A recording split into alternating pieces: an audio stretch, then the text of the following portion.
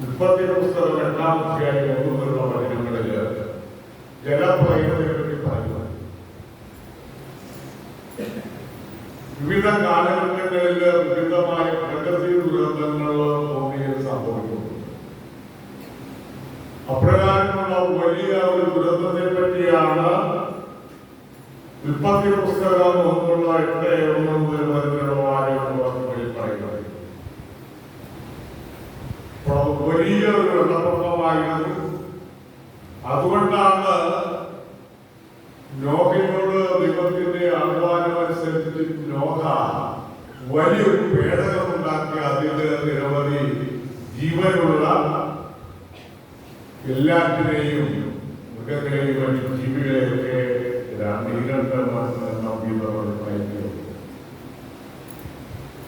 അത് കഴിഞ്ഞ് കുറെ നാളുകൾക്ക് ശേഷം വെള്ളം ഇറങ്ങിയപ്പോഴാണ് ആളുകൾ പുറത്തിറങ്ങിയത്. നോഹയും കുടുംബാംഗങ്ങളുമാണ് രക്ഷപ്പെട്ടത് എന്നാണ് ബൈബിളിൽ പറയുന്നത്. ഇനി എന്തുകൊണ്ടാണ് ഇത് സംഭവിച്ചതെന്ന് ചോദിച്ചാൽ ബൈബിളിന്റെ വ്യാഖ്യാനം പറയുന്നത് അത് മനുഷ്യരിൽ പാവം വർദ്ധിച്ചുവെന്ന ചിന്തയാണ് ബൈബിളിനോട് മനസ്സിലാക്കുന്നത്. വിവിധങ്ങളായിട്ടുള്ള പ്രകൃതി ദുരന്തങ്ങൾ എല്ലാ കാലഘട്ടത്തിലും ഈ ഭൂമിയിൽ സംഭവിക്കുന്നു. ജപ്പാൻ തുടങ്ങിയ അതുപോലെ ഇന്ത്യ തുടങ്ങിയ രാജ്യങ്ങളിലെ അഗ്നി പർവ്വതങ്ങള് ലാവയൊഴുകുന്നു. അഗ്നി പോലെ അടുത്തുണ്ടെങ്കിൽ ലാവ കത്തി ജ്വലിക്കുന്നതാണ്. കത്തി ജ്വലിച്ച് ആ പ്രദേശം എല്ലാം കൂടെ ഇങ്ങനെ കുറെ നാളത്തേക്ക് ലാവ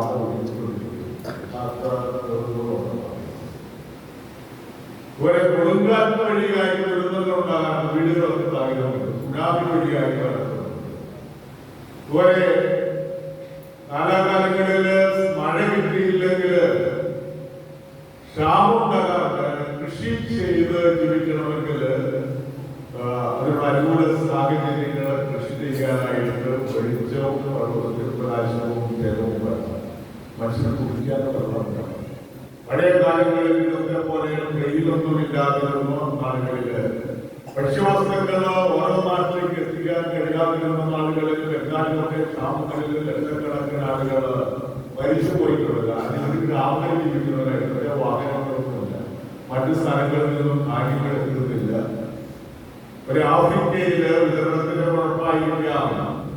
മനുഷ്യൻ കോലങ്ങളായ കുഞ്ഞുങ്ങളെ പടകളിൽ കാണാറില്ല. മണ്ണ് പഠിച്ചിട്ടുണ്ട്. കാരണം അവിടെയൊക്കെ കലങ്ങളിൽ പോകാൻ കാരണം ഇങ്ങനെ ദുരന്തമനുഭവിക്കുന്ന സ്ഥലങ്ങളിലേക്ക് വേണ്ടത് എത്തിക്കാൻ കഴിയുന്നത് ലോകത്തിലൂടെ രാജ്യങ്ങളെ സഹായിക്കുന്നുണ്ടെങ്കിൽ പലപ്പോഴും അത് കഴിയുന്നില്ല. അതുകൊണ്ട് അസ്ഥിപഞ്ജനങ്ങളായിട്ടുള്ള പിള്ളേർ അസ്ഥിപഞ്ജനായിട്ടുള്ള പിള്ളേരെയൊക്കെ നമ്മൾ പുറത്തോടെ കാണാറുണ്ട്. അത് പ്രകൃതി ദുരന്തമാണ്. പോലെ മനുഷ്യരുണ്ടാക്കുന്ന ദുരന്തങ്ങള്. കാരണം മനുഷ്യന്റെ യുദ്ധവും അവന്റെ അഹന്തയും തിന്മയും മൂലം ഇങ്ങനെയുള്ള സാഹചര്യങ്ങളിലേക്ക് ആവശ്യമായിട്ടുള്ള കാര്യങ്ങൾ എത്തിക്കാൻ കഴിയുന്നില്ല. ശക്തിയുള്ളവർ ഇങ്ങനെയുള്ള വസ്തുക്കളെ കൊള്ള ചെയ്യുന്നു. യഥാർത്ഥ സംഘത്തില്ല വീണ്ടും മറ്റേ രീതിയിലുള്ള ദുരന്തങ്ങളുണ്ട്.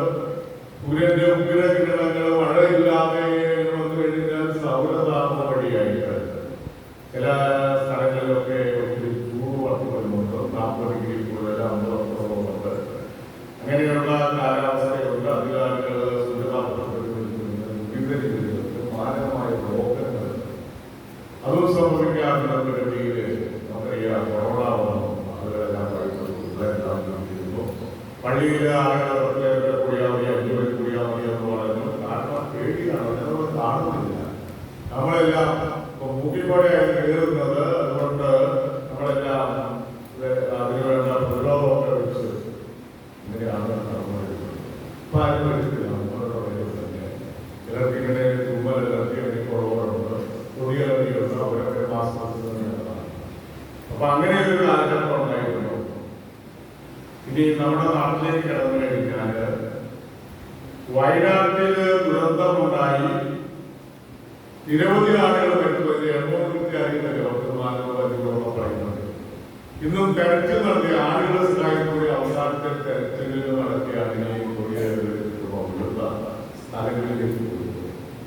ഇനി എന്തുകൊണ്ട് ഇത് സംഭവിക്കുന്നു ചോദിച്ചാൽ ചിലർ പറയുന്നത് അവിടെ മനുഷ്യർ കയറി ഭയങ്കര ആവാസങ്ങൾ കുഴപ്പമാണ്. പക്ഷേ ഉള്ളവർക്ക് മനസ്സിലാക്കുന്നത് ആവാസ വ്യവസ്ഥ കുഴപ്പമൊന്നും.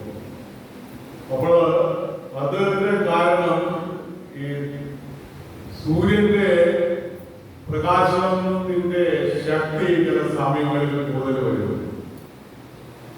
അങ്ങനെ വന്നു കഴിയുമ്പോൾ സൂര്യന്റെ ഉഗ്രമായ ചൂടേറ്റാണ് നീരാവി മുകളിലേക്ക് പോകുന്നത്, കാർമേഘമാകുന്നത്. അത് കൂടുതൽ വന്നു കഴിഞ്ഞാൽ ഒരു സ്ഥലത്ത് കോൺസെൻട്രേറ്റ് ചെയ്ത് കഴിഞ്ഞാൽ മഴ സ്തംഭങ്ങളായിട്ട് വീഴും. അങ്ങനെ വന്നു കഴിയുമ്പോൾ ഉള്ളു പൊട്ടും. മണ്ണ് മാത്രമല്ല, കല്ലും മണ്ണും പാറയൊക്കെ താഴേക്ക് ശക്തമായിട്ട് അതിന്റെ താഴെ താമസിക്കുന്ന വീടുകൾ തകരം മനുഷ്യൻ മണ്ണിന്റെ അറിയാനുള്ള സ്ഥലത്ത് ചെറിയ സംഭവങ്ങൾ നടക്കാറുണ്ടോ വയനാട്ടിൽ നടന്നിട്ടുണ്ട്. ഇപ്പെല്ലാം അതിന്റെ ശക്തി വളരെ വലുതായിട്ടുണ്ട്. നിരവധി ആളുകൾ പാടുകളിൽ താമസിച്ചത്, നിരവധി ആളുകൾ മരിച്ചു എന്നുള്ളതാണ്. ആളുകളുടെ എണ്ണം കൂടുമ്പോൾ ആ ദുരന്തത്തിന്റെ വ്യാപ്തി വിപുലമാകുകയാണ് ചെയ്യുന്നത്. അങ്ങനെ നിരവധി ആളുകൾ മരണത്തിലാണെന്നോ ഇനി ഇങ്ങനെയുള്ള സാഹചര്യങ്ങളിൽ നമുക്ക് ചെയ്യാൻ പറ്റുമെന്നുള്ളതാണ്. ഇങ്ങനെയുള്ള സാഹചര്യങ്ങളിൽ മനുഷ്യന് ചെയ്യാൻ പറ്റുന്ന പല കാര്യങ്ങളുണ്ട്. പ്രകൃതിയുടെ ആവാസം, പിന്നെ അകർച്ച ഉണ്ടാക്കുന്ന കാര്യങ്ങൾ, വനമൊക്കെ വെടിപ്പിക്കാൻ പാടില്ല. കൂടുതലായിട്ട് ഉള്ള സ്ഥലങ്ങളിൽ മരങ്ങൾ പിടിക്കുന്നത് നല്ലതാണ്. എങ്കിലും സൂര്യന്റെ താപം ഒരു പരിധിയിൽ കൂടുതൽ ഉയർന്നാൽ അത് മനുഷ്യന്റെ മാത്രമായിട്ടല്ല, അതിന്റെ അകലം പോലെ സൂര്യനിൽ സംഭവിക്കുന്നത് അനുഭവിക്കും ഫ്യൂഷനാണെന്ന് പറയുന്നു. അതിന്റെ ശക്തി കത്തി ചൊലിക്കുന്നുണ്ട് ഉഗ്രഹമായിട്ട്. അതിനൊക്കെ അതിന്റെ പ്രതിഭാസമൊക്കെ അനുസരിച്ചാണ് അതിന്റെ താപം വർദ്ധിക്കുന്നത്. എല്ലാം മനുഷ്യനെ നിയന്ത്രിക്കാനായിട്ട് കഴിയുന്നതില്ല. മനുഷ്യന് നിയന്ത്രിക്കാൻ പറ്റുന്ന കാര്യങ്ങൾ നിയന്ത്രിക്കുക. പിന്നെ മനുഷ്യനെന്താ ചെയ്യാൻ പറ്റുന്ന പ്രായോഗികമായിട്ട് ഒന്നോ ദുരന്തങ്ങളിൽ നിന്നും നമ്മുടെ കാപ്പ് രക്ഷിക്കണമേ എന്ന് പ്രാർത്ഥിക്കുക. രണ്ടാമതായിട്ട് ദുരന്തങ്ങളിൽ വന്നിരിക്കുന്ന ആളുകളെ സഹായിക്കുക. അതുകൊണ്ടാണ് ഇന്നത്തെ പിരിവ് നമ്മൾ ആ ദുരന്തബാധിതർക്ക് വേണ്ടി രാവിലെ 20,000 രൂപ കിട്ടിയിരുന്നു. ആ ദുരന്തത്തിൽ അതിനെ സഹിക്കുന്ന ആളുകൾ മരിച്ചുപോയ വ്യതിയാനങ്ങളുണ്ട്, വീട് നഷ്ടപ്പെട്ടവരുണ്ട്. അവരെ പുനരധിവസിപ്പിക്കാൻ വേണ്ടി, വീടുകൾ നിർമ്മിക്കാൻ വേണ്ടി അങ്ങനെയുള്ള സാഹചര്യങ്ങൾ ഒരുക്കുക, ക്രമീകരിക്കുക, അതിനു വേണ്ടിയിട്ടാണ് സഹായം വരുന്നത്. എന്റെ പെണ്ണരമകൾ ഗവൺമെന്റ് നേഴ്സാണ്, നേഴ്സുമാരിലുള്ള ദുരന്ത ഭൂമിയിൽ ഈ ആളുകളെയൊക്കെ എടുക്കുന്നത് ചെളികളായിട്ടുള്ളത്, ചെളിക്കലങ്ങൾ അല്ലെങ്കിൽ അടിയൊക്കെ അങ്ങനെ കൊണ്ടുവരുന്ന ആളുകൾ അതിനെ വൃത്തിയാക്കുകയും ശുചിയാക്കുകയും ചെയ്യുന്ന ആ ചെളിയെല്ലാം കളഞ്ഞ് അവരെ ശുദ്ധീകരിക്കുന്ന നേഴ്സുമാരാണ്. നേഴ്സുമാർ ജീവിക്കുന്നവരെ മാത്രമല്ല, മരിച്ചവരെ ശുദ്ധീകരിക്കുന്ന വഴിയുള്ള കാര്യങ്ങൾ മാത്രമല്ല നേഴ്സുമാർ അതിന് സജീവമായിട്ട് വരുന്നത്. ജോലി ആളുകൾ മരിച്ചു. അങ്ങനെ അപ്പോൾ ഇങ്ങനെ നമുക്ക് പ്രകൃതി ദുരന്തങ്ങളിൽ ഉൾപ്പെടുന്നവർക്ക് സഹായം നീട്ടാനായിട്ട് കഴിയും. അവരെ സഹായിക്കേണ്ടതാണ്. ഓരോ പൈസയും വിലയും ഉള്ളതാണ്. നമ്മളതിൽ സഹകരിക്കണമെന്ന കാര്യങ്ങൾ ഓർമ്മപ്പെടുത്തുകയാണ്. അപ്പോൾ ഒന്നാമതായിട്ട് പ്രാർത്ഥിക്കുക. ഞങ്ങളെ പ്രകൃതി ദുരന്തങ്ങളിൽ നിന്നും അപകടങ്ങളിൽ നിന്നും മാരകമായ രോഗങ്ങളിൽ നിന്നും ഒക്കെ ഞങ്ങൾ സംരക്ഷണം നൽകാൻ വേണ്ടി ദൈവങ്ങൾക്കായിട്ട് പ്രാർത്ഥിക്കുക എന്നുള്ളതാണ്. പിന്നെ ഗവൺമെന്റുകളൊക്കെ ചെയ്യാൻ മുൻകൂട്ടി അറിയിക്കാൻ പറ്റും. കാലാവസ്ഥാ പ്രവചനങ്ങളെ എവിടെയെങ്കിലും ദുരന്തം ഒഴിവാക്കാനായിട്ട് കഴിയും. അങ്ങനെയുള്ള കാര്യങ്ങൾ ഇന്നത്തെ സുവിശേഷത്തിലും വെള്ളത്തിന് മീതെ നടന്നതായി പ്രകൃതി ശക്തികളുടെ മേൽ യേശുവിനുള്ള അവിശ്വത്വം കാണിക്കുക. സാധാരണ മനുഷ്യൻ നടന്നാൽ പത്രോസ് പറഞ്ഞു, പത്രോസ് വെള്ളത്തിലായിരുന്നു. യേശുവിനെ ഞാനെ നടന്നത് വരട്ടെ എന്ന് പറഞ്ഞു. ഉച്ചക നടന്നു കഴിഞ്ഞപ്പോൾ പത്രോസിന് പേടിയായി. പത്രോസ് വെള്ളത്തിൽ താഴാൻ പോയി. ഗുരുവിനെ രക്ഷിക്കണമേ എന്ന് പത്രോസ് നിലവിളിക്കുക. കാരണം അല്പം സംശയിച്ചു, അല്ലെങ്കിൽ ഭയമില്ലെങ്കിൽ ഒത്തിരി കാര്യങ്ങൾ ചെയ്യാൻ പറ്റുമെന്ന് പറയുന്നുണ്ട്. മലയോട് മാറാൻ പറഞ്ഞാൽ മാറും. മലമാറുക എന്ന് പറഞ്ഞാൽ പ്രത്യക്ഷത്തിൽ അസാധ്യമെന്ന് നമ്മൾ വിചാരിക്കുന്ന കാര്യങ്ങൾ കൂടി നടക്കും എന്നുള്ള കാര്യമാണ് ഇവിടെ ചിന്തിക്കുക. യേശു പറയുന്നത് വചനം നമുക്ക് ആശ്വാസമായിട്ട് കാണും. ഭയപ്പെടേണ്ട.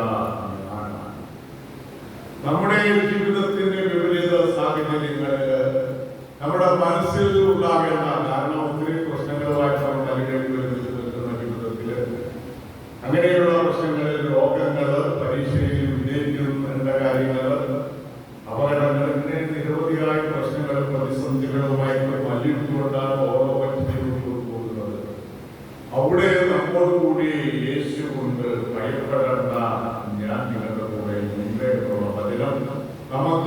ആശ്വാസവും പ്രത്യാശയും ശക്തിയും പകർന്നു തരുന്നതാണ്.